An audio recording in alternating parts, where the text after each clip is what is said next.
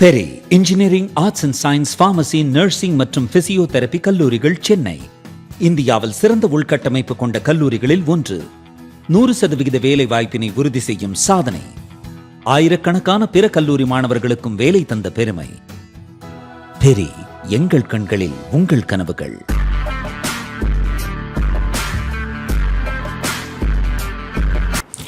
வணக்கம் ஜெயன். இன்னைக்கு வளைகுடா நாடுகளில் நடக்கக்கூடிய இந்த பிரச்சனை, இதற்கு பின்னாடி இருக்கக்கூடிய பேக் அண்ட் அரசியல், அது இந்தியாவில் எப்படி பர்சீவ் பண்ணப்பட்டுச்சு, இந்தியா ஒன்றுமே கிடையாது, பாகிஸ்தான் இந்தியாவை முந்திக்கிட்டாங்க, இந்தியா ஓரமாக நின்று வேடிக்கை பார்க்குது, இந்த மாதிரியான கமெண்ட்ஸுக்கெல்லாம் இதில் ஒரு டீட்டெயிலான ஒரு ஆய்வு ஒன்று பண்ணியிருக்கோம். பாகிஸ்தான் மேலே அன்பும் காதலும் கொண்டவர்கள், அதே மாதிரி அந்த ஐஎம் சாரி பாகிஸ்தான், இந்த ரெண்டு கேங்குமே பார்த்தீங்கன்னா இந்த வீடியோவை அவாய்ட் பண்ணுறது நல்லது. நிறையா விஷயம் உங்களுக்கு மனக்கசப்பு வந்து கொடுக்கும். இப்போது பாகிஸ்தான் சடனாக மீண்டும் லைம்லைட்டுக்கு வந்து இந்த பேச்சுவார்த்தையை நாங்கள் முன்னு நடத்துகிறோம், நாங்கள் மத்தியஸ்தரம் பண்ணுறோம் அப்படின்னு சொல்லி அதிகாரப்பூர்வமாக அறிவித்தாங்க. ஈஜிப்ட், துருக்கி மற்றும் பாகிஸ்தான், இந்த 3 நாடுகள் சேர்ந்து அமெரிக்காவையும் இஸ்ரேலையும் டேபிளில் நேருக்கு நேராக உட்கார வச்சு பேசுகிறாங்க. இதுக்கான முன்னெடுப்புகள் இஸ்லாமாபாத்தில் நடக்க போகுது. அமெரிக்காவுடைய துணை அதிபர் ஜேடி வேன்ஸ் அவர்கள் நேரடியாக வரப்போகிறாரு அப்படின்னு சொல்லி இவங்க ஒரு ஸ்டோரி சொன்னாங்க. அதோடைய தாக்கம் இப்போ ஒரு 5 மாநிலங்களில் 4 மாநிலம் ப்ளஸ் ஒரு யூனியன் டெரிட்டரியில் தேர்தல் நடக்கும்போது இது ஒரு பொலிட்டிக்கல் கமெண்ட்டாகவுமே மாறிச்சு. இது என்ன பண்ணிக்கிட்டு இருக்கோம், இந்தியா ஒன்றுக்குமே கிடையாது, பாருங்கள் பாகிஸ்தான் சின்ன நாடு, ஒன்றுமே இல்லாத நாடுன்றீங்க, அவங்க எவ்வளோ பெரிய லெவலில் போய் மத்தியஸ்தம் பண்ணுறாங்க, நம்ம ஏன் பண்ண முடியல, நம்ம என்ன பண்ணிக்கிட்டு இருக்கோம், இந்த போரில் நீங்கள் எந்த சைடில் இருக்கீங்க, அந்த மாதிரியான கேள்விகள்லாம் எழுச்சு. அது அரசியல் மீம்ஸ், ட்ரால்ஸ் இதெல்லாம் இல்லாமல் ஜனநாயகம் இருக்க முடியாது. நல்ல ஒரு விஷயம் தான் அது. பட் இவங்க எவ்வளோ பெரிய முட்டாள்கள் அப்படின்றத இப்போ நம்ம பார்த்தோம் அப்படின்னா, ஈரான் இந்த பேச்சுவார்த்தைக்கு வர மறுத்துட்டாங்க. பாகிஸ்தானில் நடக்கக்கூடிய எந்த பேச்சுவார்த்தையிலும் நாங்கள் நேரடியாக கலந்துக்க போகிறது கிடையாது, அமெரிக்காவோட நாங்கள் பேச்சுவார்த்தைக்கு ரெடியே கிடையாது அப்படின்றது ஃபர்ஸ்ட் பாயிண்ட். இதை நான் சொல்லலை, ஈரான் சொல்கிறாங்க. ரெண்டாவது, ஈரானுடைய தூதருமே சொல்கிறாரு, இந்த ட்ராமாக்கெல்லாம் வந்து நாங்கள் இது பண்ண முடியாது, பாகிஸ்தான் எங்களுக்கு நட்பு தான், ஓகே தான், பட் பாகிஸ்தானில் இந்த பேச்சுவார்த்தைக்கெல்லாம் நாங்கள் எங்கேயும் உடன்படலாம், அவங்களா கிளப்பி விட்டுட்ருக்காங்க. இது 2வது பாயிண்ட். 3வது, சவுதி அரேபியா இப்போ கடும் கோபத்தில் இருக்காங்க. சவுதியில் இருக்கக்கூடிய சில முக்கியமான செக்யூரிட்டி எக்ஸ்பர்ட்ஸ் எல்லாமே பாகிஸ்தான் நம்மகிட்ட இருந்து வாங்கி திங்கிற காசை உடனடியாக திரும்ப பெறணும். ஏன்னா பாகிஸ்தானோடைய போடப்பட்ட அந்த பாதுகாப்பு ஒப்பந்தம், போன செப்டம்பர் 25 போடப்பட்ட SMDA, strategic mutual defence agreement, அதுபடி இப்போது சவுதியை வச்சு சாத்துன்னு சாத்திட்டு இருக்காங்க ஈரான். ஆனால் பாகிஸ்தான் இராணுவம் அங்கே போச்சா? இல்லை. பாகிஸ்தான் இங்கேருந்து ஈரான் மேலே இதை தாக்குதல் நடத்தினாங்களா? இல்லை. வாங்கின காசுக்கு நடுவில் இவங்க வந்து ஒரு பில்டப் ஒன்று கொடுத்தாங்க. அது என்னன்னா, எங்களோட பாதுகாப்பு ஒப்பந்தத்தில் சவுதி இருக்கிறதுனால தான் UAEலாம் பார்க்கும்போது சவுதியை வந்து ஈரான் கம்மியாக தாக்குறாங்க, நாங்கள் ஈரானுக்கு ஏற்கனவே எச்சரிக்கை கொடுத்துட்டோம், தேவையில்லாமல் சவுதியை தாக்காதீங்க, இப்போ நாங்களும் இந்த போரில் வந்துருவோம் அப்படின்னு சொல்லி. இவங்களுடைய வீரம் தீரம்லாம் என்ன அப்படின்னு 71ல் 93,000 பேர் பேண்ட்டை கழட்டிட்டு சரண்டர் ஆகும்போது பார்த்தோம். இப்போ லேட்டஸ்ட்டாக ஆப்கானிஸ்தான்லேயும் பலுச்சிஸ்தான்லேயுமே நம்ம பார்க்குறோம். அது வேற விஷயம். இப்போது சைனா இந்த பிரச்சனையில் மீடியேஷனுக்கெல்லாம் போகாமல் வெளியில் இருக்கிறாங்க. இப்போ வளைகுடாவுடைய பாலிட்டிக்ஸ் அப்படின்றது ரொம்ப ரொம்ப காம்ப்ளெக்ஸ் ஆனது. ஸோ அந்த இடத்துல நீங்கள் சில இடத்துல தலையிடாமல் வெளியில் நிற்கிறது தான் சாதுரியமான ஒரு செயலாக இருக்க முடியும். நம்ம வெளியுறவு கொள்கையில் என்ன பண்ணோம், அரபு நாடுகள், ஈரான் இல்லாத அரபு நாடுகளுக்கு சைடு இந்தியா எடுத்துச்சு. UAE, Qatar, Saudi, Bahrain, Iraq மற்றும் குவைத், இந்த நாடுகளுக்கு சார்பாக ஒரு ஸ்டாண்டை எடுத்துட்டு, அதே சமயம் ஈரானோட அந்த நட்பையும் வந்து இந்தியா முறிக்காம சமயோசிதமாக அதை கொண்டு போனாங்க. அதனால தான் இப்போ பேசக்கூடிய தருணத்தில் 3 LPG கப்பல்கள் ஸ்ட்ரெயிட் ஆஃப் ஹார்மூஸை கடக்குது. அதில் இன்னைக்கு நேற்று கடந்ததில் பார்த்தீங்கன்னா அதில் ஒரு கப்பல், இந்திய கப்பல், கிட்டத்தட்ட 45,000 டன் LPG எடுத்துக்கிட்டு இப்போ மும்பை நோக்கி வந்துகிட்டு இருக்கு. அதே சமயம் அரபு நாடுகள் எல்லாமே இந்தியா கிட்ட அந்த நட்பை வந்து பாராட்டுறாங்க. இந்த போருக்கு பின்னாடி இதோடைய பரிமாணம் அப்படின்றது அடுத்த கட்டத்தை நோக்கி போகும், அது வேற விஷயம். இப்போ சைனா என்ன பண்ணாங்க, இதில் தள்ளி நிற்கிறாங்க, கம்ப்ளீட்டாக தள்ளி நிற்கிறாங்க. அரபு நாடுகள் கூட நட்பு இல்லை அப்படின்ற மாதிரியும், யாருக்கிட்டையும் விரோதம் வேணும்னாலையும், ஈரானுக்கும் ஓவராக சப்போர்ட் பண்ணாமல் கவர்ட்டாக திரைமறைவில் சப்போர்ட் பண்ணுறதோட அவங்களுமே நிற்கிறாங்க அப்படின்றத பார்க்குறோம். இப்போ சம்மந்தமே இல்லாமல் ஒரு பிச்சைக்கார நாடு சடனாக ஜம்ப் பண்ணி நான் வர்றேன் பேர் வழின்ட்டு இவங்க உள்ளே போனதில் என்ன நடந்திருக்குன்னு பார்த்தீங்கன்னா, சவுதியோட இவங்க கிட்ட இருந்த உறவு அப்படின்றது ரொம்ப பெரிய லெவலில் சீர்கெட்டு இருக்கு. யுஏஇக்கு எதிராக இவங்க பேசின வன்மம், அதே மாதிரி லட்சக்கணக்கான பாகிஸ்தானிகள் யுஏஇல ஒர்க் பண்ணிக்கிட்டு இருக்காங்க. அதற்கான தகவல்களையும் எடுத்து நம்ம கொடுத்தோம் அவங்களுக்கு. எந்த அளவுக்கு எந்த நாடு இவங்களுக்கு வாழ்வாதாரத்தையும் உணவையும் கொடுத்துச்சோ அந்த நாட்டுக்கு எதிராக செயல்படக்கூடிய ஒரு துரோகிகள் தான் இவங்க அப்படின்றத பல பேர் கோடிட்டு காட்டின பிறகு இப்ப யுஏஇ என்ன சொல்லியிருக்காங்கன்னா 3.5 பில்லியன் யுஏஇக்கு கடனை திரும்ப கொடுக்க வேண்டிய பாகிஸ்தானை இப்போ உடனடியாக நீ பணத்தை திரும்ப கொடுத்தாகணுன்ற கெடு விதிச்சிருக்காங்க. இந்த 3.5 கோடி பேமெண்ட் அப்படின்றது இந்த ஏப்ரல் 2025 டியூக்கு வருது. இஎம்ஐ இப்போ லோன் டியூக்கு வந்துருச்சு. இவங்க இதுக்கு முன்னாடி என்ன பண்ணாங்கன்னா கடந்த 5 வருஷமா அடுத்த வருஷம் கட்டுறோம், ரோல் ஓவர்னு அந்த யுஏஇ சலுகை கொடுத்துட்டு இருந்தாங்க. இப்போ பாகிஸ்தானுடைய கழுத்தை நெரிச்சிருக்கு யுஏஇ. இந்த முறை பேச்சே கிடையாது, நீ திரும்ப கட்டி தான் ஆகணும் அப்படின்ட்டு. இப்போ ஒரு சராசரி பாகிஸ்தானுடைய செக்யூரிட்டி எக்ஸ்பர்ட்டோடைய ஐக்யூ புத்தி எந்த அளவுக்கு இருக்கு அப்படின்னு பாத்தீங்கன்னா, அந்த ஆள் டிவியில பேசுறாரு, இப்பதான் நம்ம சவுதி கூட பாதுகாப்பு ஒப்பந்தம் போட்டோம்ல, ஸோ யுஏஇக்கு கொடுக்க வேண்டிய இந்த $3.5 பில்லியன், அதாவது பாகிஸ்தான் மதிப்புப்படி எடுத்தீங்கன்னா கிட்டத்தட்ட 1 லட்சம் கோடி, இதை சவுதி தான் கொடுக்கணும், ஏன்னா நாம தான் அவங்ககிட்ட பாதுகாப்பு ஒப்பந்தம் போட்டிருக்கோன்ட்டு. ஸோ புடுங்கி திங்கிறது, ஒருத்தன்ட்ட கடனை வாங்கி இன்னொருத்தன்ட்ட அடைக்கிறது, இல்ல அவனை அந்த நான் உனக்கு ராணுவத்தை ஆள் அனுப்புறேன், நீ அவன்கிட்ட செட்டில் பண்ணுன்னு சொல்றது, பயங்கரவாதத்தை உலகம் முழுக்க பரப்புறது. இது தவிர இந்த நாடு ஏதாவது பண்ணியிருக்கா இன்னி வரைக்கும் பாத்தீங்கன்னா எதுவுமே கிடையாது. ஒரே ஒரு சயின்டிஸ்ட், ஒரு வேக்சின், ஒரு நீர் ஆதாரத்தை இது பண்ணக்கூடிய ஏதாவது ஒரு ரெவல்யூஷன் பாகிஸ்தான் இது நாள் வரைக்கும் வந்திருக்கா பாத்தீங்கன்னா 0. ஸோ இந்த இடத்துல யுஏஇ கம்ப்ளீட்டா இவங்களை நெருக்க ஆரம்பிச்சிட்டாங்க. சவுதி இவங்க மேல கடும் கோபத்தில் இருக்காங்க. சவுதி கொடுத்துருக்கக்கூடிய கடனையும் இப்போ பெருமளவுக்கு கம்மி பண்ணிட்டாங்க.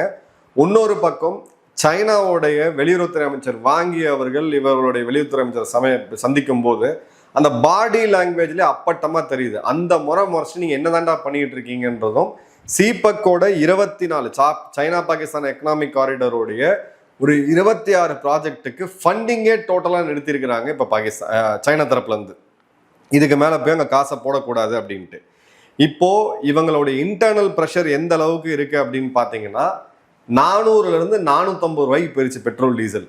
இங்க நம்ம சொந்த நாட்டில் உட்காந்துக்கிட்டு பாகிஸ்தான் இப்படியா பாகிஸ்தான் அப்படியான்னு பேசக்கூடியவங்க ஒரு மாச காலம் பாகிஸ்தான்ல போய் சந்தோஷமா தங்கிட்டு வாங்க. உங்களுக்கே தெரியும், 450 ரூபா பெட்ரோலு, 250 ரூபா உங்களுக்கு ஒரு கேஜி ஆட்டோடைய விலை, 150 ரூபாலேருந்து 200 ரூபா நீங்க அரிசிக்கு காசு செலவு பண்ணாதான் எவ்வளோ ஒரு புண்ணியமான ஒரு இடத்துல நம்ம வாழ்ந்துகிட்டு இருக்கோம், கடவுள் நம்மளை காப்பாத்திட்டு இருக்காரு, நாட்டு மக்களும் நம்ம அரசாங்கமும் நம்ம எப்படி இருக்கிறோன்றது நமக்கு தெரிய வரும்.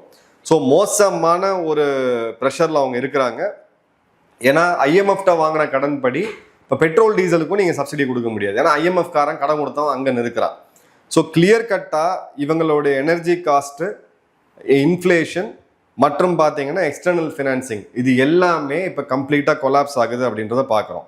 செகண்டு, இவனுங்க ராடிக்கலைஸ் ஆகி ஈரானுக்கு சப்போர்ட் பண்ணுறேன்னு பேர் வழி அப்படின்னு சொல்லிட்டு இவங்க இந்த சொந்த நாடுகளில் போய் இந்த வளைகுடா நாடுகளில் வேலை செஞ்சுட்டு இருக்கவனுங்க, இவனுங்க பண்ண வேலை பிளஸ் இவங்க மீடியா பண்ண வேலை, மக்களுடைய சோஷியல் மீடியா பதிவும் எந்த அளவுக்கு பாதிப்பை ஏற்படுத்தும் அப்படின்றதுக்கு இது ஒரு பெஸ்ட் எக்ஸாம்பிள். ஈரான் சார்பு எடுக்கிறது வேற, ஹயத்துல்லா அவர்களுக்கு நீங்க நினைவஞ்சலி செலுத்துறது வேற, நீங்க வேலை செய்யற இடத்துல உலக அரசியல் எப்படி இருக்கிறது அப்படின்றது வேற.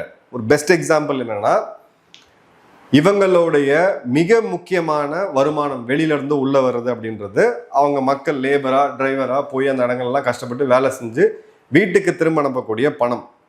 இப்போ அதுக்கும் ஒரு பெரிய கேடு வந்துருச்சு. ஏன்னா யுஏஇ நிறைய பேருக்கு யுஏஇ இருக்கவங்களுக்கு தெரியும், கத்தாரில் பார்த்தீங்க அப்படின்னா இவங்க விசிட்டிங் வீசா, அதாவது டூரிஸ்ட் வீசால வேலை செய்வாங்க. என்னைக்கு இவங்க பிடிக்கிறாங்களோ அதன் பிறகு இவங்க நாடு கடத்தப்படுவாங்க, திரும்ப வருவாங்க. இந்த கதையெல்லாம் போயிட்டு இருந்துச்சு. இப்போ யுஏஇ போன்ற நாடுகள் இவங்களை வெறுப்பா பார்க்கறது ஒரு பக்கம் இருந்தாலும், கத்தார் இவங்களுக்கு ரொம்ப அதிகமாக பணம் கொடுத்துட்டு இருந்த நாடு. இப்போ அந்த நாடே பாகிஸ்தானர்களுக்கு வீசா அரைவல் கொடுக்கறது நிறுத்திட்டாங்க, டூரிஸ்ட் விசாவும் கிட்டத்தட்ட நிறுத்திட்டாங்க அப்படின்றத பார்க்குறோம். அதே மாதிரி பார்த்தீங்க அப்படின்னா இப்போ வளைகுடா நாடுகளுக்கு இப்போ ஒரு செக்யூரிட்டி ரிவ்யூவை இந்த போர் முடிஞ்ச பிறகு அவங்க பண்ணுவாங்க. உள்ள இருக்கக்கூடிய ஒரு மிகப்பெரிய பிரச்சனை என்னன்னா, இந்த ஹோட்டல்ல தான் அமெரிக்கர்கள் தங்கி இருக்கிறாங்க, இல்லை இந்த மாதிரியான நேத்து நம்மளுடைய அன்பர் தமிழ்நாட்டை சேர்ந்தவர் மெசேஜ் பண்ணியிருந்தா, நான் பேர் எடுக்க விரும்பல, இதுல இருக்கக்கூடிய அபுதாபியில் இருக்கக்கூடிய ஒரு டிஃபென்ஸ் இண்டஸ்ட்ரியல் காம்ப்ளெக்ஸ்ல அந்த ஸ்டோரேஜ் இதில் ஒரு பேலஸ்டிக் மிசைல் ஸ்ட்ரைக் ஆச்சு, 3 பேர் அதில் காயம்பட்டாங்க. நம்ம ஊரை சேர்ந்த ஒருத்தரும் இருக்காரு, கடவுள் புண்ணியத்தில் எதுவும் ஆகலை. இப்போ இந்த இன்ஃபர்மேஷனை கொடுக்கறது யாரு? இப்போ அமெரிக்கா இவங்க டார்கெட்ஸ் எல்லாம் இவங்க டார்கெட் பண்ணுறது கூகுளில் இருக்கிறது ஒன்று. இப்போ ஒரு அமெரிக்க வீரர்கள் 10 பேர் சேர்ந்து துபாயிலையோ இல்லை அபுதாபிலையோ ஒரு ஹோட்டலில் தங்குறாங்கன்னா அந்த இன்ஃபர்மேஷனை சேட்டலைட் கொடுக்க முடியாது, கிரவுண்ட்ல இருந்து யாராவது ஹியூமன் இன்டெலிஜென்ஸ் கொடுத்தாகணும். ஸோ இதையும் இப்போ ரிவ்யூ பண்ணும்போது இதுலேயும் பாகிஸ்தானிகள் பங்களாதேஷிகள் சம்மந்தப்பட்டிருக்காங்கன்றது தெளிவாக வருது. ஸோ இவங்களுக்கு லட்சக்கணக்கான பணம் இவங்களுடைய மக்கள் இந்த நாடுகளில் போய் வேலை செய்து திரும்ப வர்றது, அதுக்கும் இப்போ ஒரு பெரிய ஆப்பு வைக்க போறாங்க அப்படின்றத பார்க்குறோம்.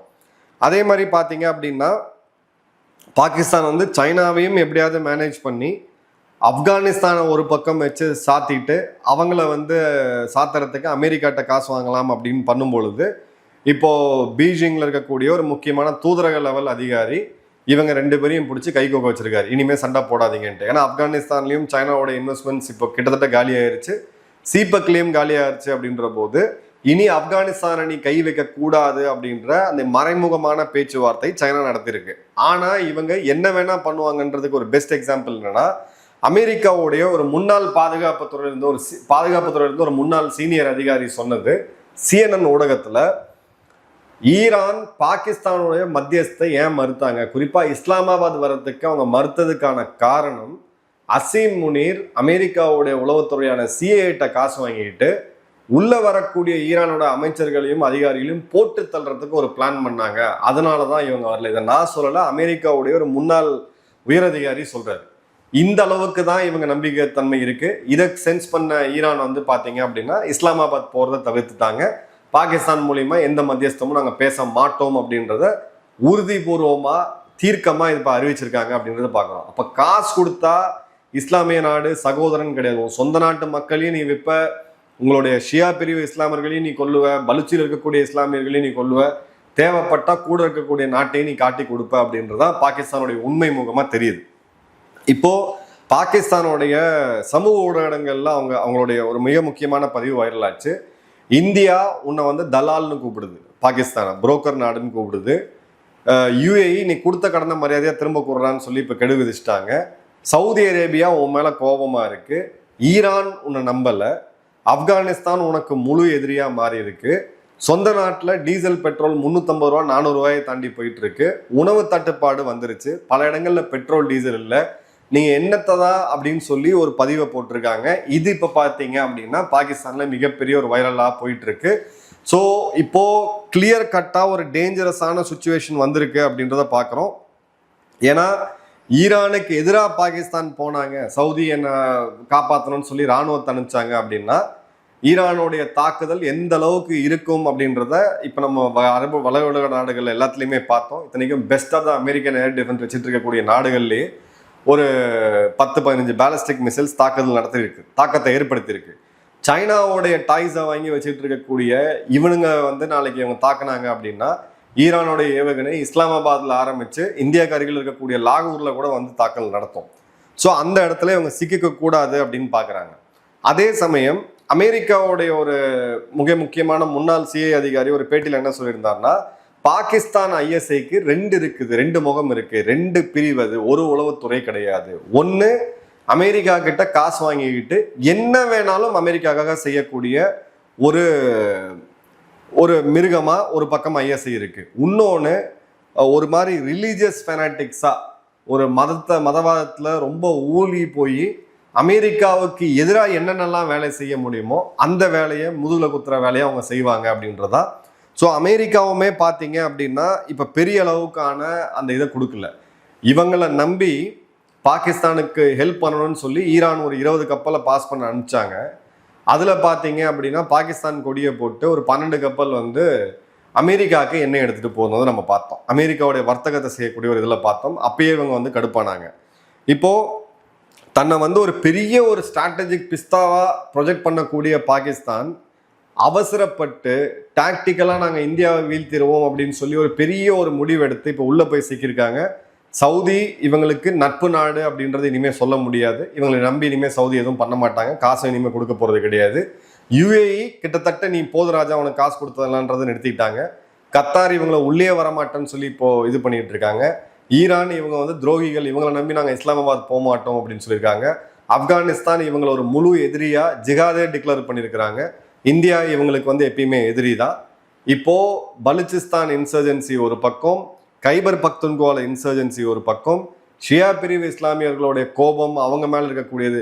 உங்களுக்கு இங்க ஈரான் தான் பிடிச்சதுன்னா நீங்க ஈரான்லேயே போய் வாழுங்கன்னு இவங்க ராணுவ தளபதி பேசினது எல்லாம் வச்சு பார்க்கும்போது இந்த நாடு மிக வேகமா ஒரு இதுல நோக்கி போகுது அப்படின்றத பார்க்குறோம். ஏன்னா இந்த 2 நாடுகள்ல, இந்த 3 நாடுகள்ல ஏதாவது ஒரு இடத்துல இவங்க வந்து பண்ணா கூட இவங்களுடைய வெளிநாடுகள்ல இருந்து உள்ள வரக்கூடிய 55% பணம் அப்படின்றது இந்த நாடுகள், குறிப்பா சவுதி UAE இருந்து வந்துகிட்டு இருக்கு. நாளைக்கு பாகிஸ்தான் மற்றும் அது சவுதி மற்றும் கத்தார் போன்ற நாடுகள், UAE போன்ற நாடுகள் பாகிஸ்தான் லேபர் ஃபோர்ஸை கட் பண்ணணும்னு முடிவு பண்ணாங்க. ஏற்கனவே அவங்க எக்கனாமி ஹிட் ஆயிருக்கு, இவ்வளோ பேருக்கு அங்கே வேலைக்கு வந்து இனி அமர்த்தத்துக்கான தேவையுமே இருக்காது. ஸோ நம்மளுடைய கல்ஃப்ல வாழக்கூடிய நண்பர்கள் மறக்காம கமெண்ட் பாக்ஸ்ல போடுங்க. பாகிஸ்தான்ல இருந்து உங்க கூட வேலை செய்யக்கூடிய இந்த ஆட்கள் யாருக்கு உண்மையா சப்போர்ட் பண்றாங்க, ஈரானுக்கா இல்லை அவங்களுடைய வாழக்கூடிய அந்த வாழ்வாதாரத்தை கொடுத்த அந்த அரபு நாடுகளா அப்படின்றதும், உங்களுடைய தலைமையில் இருக்கக்கூடியவங்க இவங்களை வச்சு என்ன டிசிஷன் எடுக்கிறாங்கன்றதையும் மறக்காம கமெண்ட்ல போடுங்க. அதே மாதிரி பார்த்தீங்க அப்படின்னா ஈரானுடைய பார்டர்ல இருந்து, ஈரான் பாகிஸ்தான் பார்டர்ல இருந்து கணிசமான அளவுக்கு எக்ஸைஸ் டியூட்டிலாம் இல்லாமல் கடத்தப்பட்டு போகக்கூடிய பெட்ரோல் டீசல் பலுச்சிஸ்தான் மற்றும் கைபர் பக்துன்குவாக்கு இது ஒரு மேஜர் சோர்ஸ். எக்ஸைஸ் டியூட்டிலாம் இல்லாமல் ஒரு 100 ரூபா 150 ரூபாயில் இந்த பெட்ரோல் டீசலை வாங்க முடியும். அதுவும் இப்போ பெரிய பிரச்சனைக்கு வந்துடும். ஈரான் இவங்களை கம்ப்ளீட்டாக இவங்களை வந்து கொலாப்ஸ் பண்ணணும்னு நினைச்சாங்கன்னா. அதே மாதிரி பார்த்தீங்கன்னா IMF இப்போ கொடுக்க வேண்டிய பேலன்ஸ் கொடுக்க வேண்டிய லோனை இப்போதைக்கு அவங்க கொடுக்கல. IMF உடைய தலைவர் அஜய் பங்கா அவர்களுக்கு உங்களோட பூர்வீகமே தான் சீக்கியர்களை நாங்கள் எப்படி பார்த்துக்கிறோம் ஐயா, நீங்கள் வந்து பாகிஸ்தான் தான் உங்களுடைய பூர்வீகம்னு சொல்லி காலில் விழுந்து போஸ்ட் அடித்து ஒட்டி அந்த ஒரே ஒரு காசுக்காக இவங்க வந்து பண்ணதை நம்ம பார்த்தோம். IMF டைட் பண்ணிட்டாங்க. இப்போ இவங்களால சப்சிடியும் கொடுக்க முடியாது. எண்ணெய் செக்யூரிட்டியுமே இப்போ இவங்களுக்கு வந்து ஒரு பெரிய இதுவாக இருக்குது இவங்க பண்ண துரோகத்தினால. இப்போ கடைசி ஆப்ஷன் இவங்களுக்கு என்ன இருக்கும், இந்த நாட்டை வந்து ஒன்னா வைக்கணும், துண்டுபடாமல் இருக்கணும் அப்படின்னா அந்த வடிவேலுக்காக தான் இந்தியா எதிர்ப்பு, ஹிந்து எதிர்ப்பு தான். இந்த இடத்துல தான் இந்தியாவுடைய பாதுகாப்பு அமைப்புகள் கண்கொத்தி பாம்பா பார்த்துட்டு இருக்காங்க. இன்னும் என்ன நடக்குதுன்றதை இன்னும் டீட்டெயில் வீடியோவில் பார்ப்போம். நன்றி, வணக்கம், ஜெய்ஹிந்த்.